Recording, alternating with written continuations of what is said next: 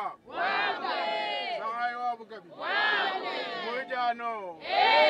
Ani Shaye. Ana Betu, votaille numéro 11. Votaille numéro 11, mon députation nationale. Votaille président de la République numéro 20. C'est Pierre Célestin Galamoulou.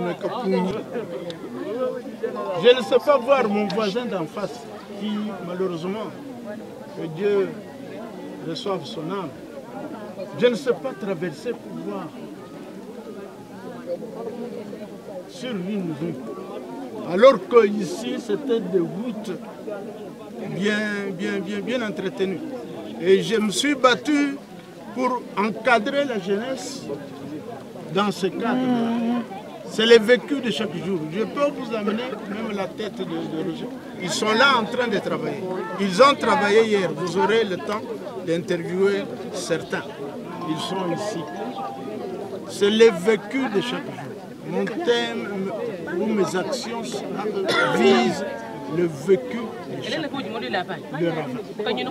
Premier axe. Deuxième axe, c'est l'électricité et le courant. Le courant, c'est vraiment de chaque jour. Si vous venez la nuit, ici chez nous, vous ne pouvez pas traverser, vous ne pouvez pas vous promener. À 19h, vous êtes déjà dans vos lits. Parce que l'insécurité est là. Vous savez, quand il n'y a pas de courant, c'est vraiment de l'insécurité totale. Et surtout que vous savez, nous avons des inciviques partout. Et surtout qu'il y a des inciviques même étrangers. Et qui ont été même placés devant les têtes de nos armées ici. Donc nous sommes dans l'insécurité totale. Le troisième axe? Le troisième axe, j'ai demandé, c'est la discipline, le vécu de chaque jour. C'est-à-dire quoi? Le peuple doit savoir se choisir des dirigeants. Dirigeants dont ils sont convaincus qu'ils peuvent apporter quelque chose de neuf, quelque chose de bien. Qui ne sont pas là pour leur propre ventre. Non. Les gens, je leur ai dit, parce que nous savons que c'est la pauvreté, mais on va leur rapporter l'argent, on va leur rapporter des pagnes.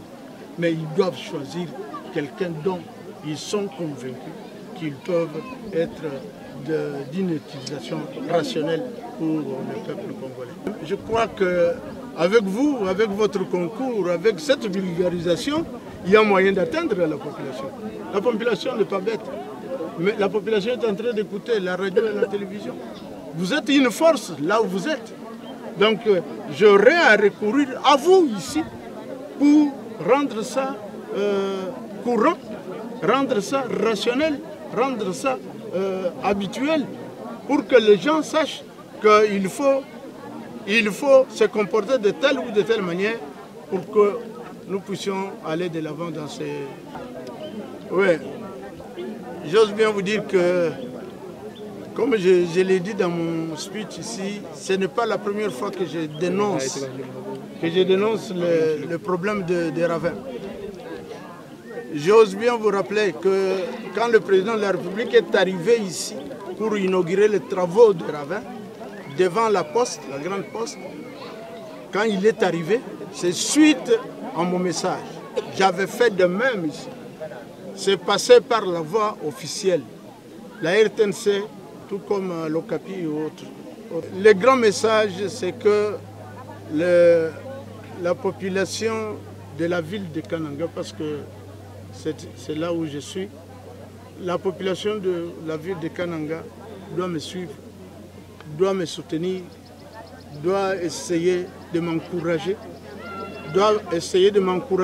pour qu'elle me donne la voix qu'il faut, pour que je puisse me présenter devant les autorités qui doivent intervenir pour la population.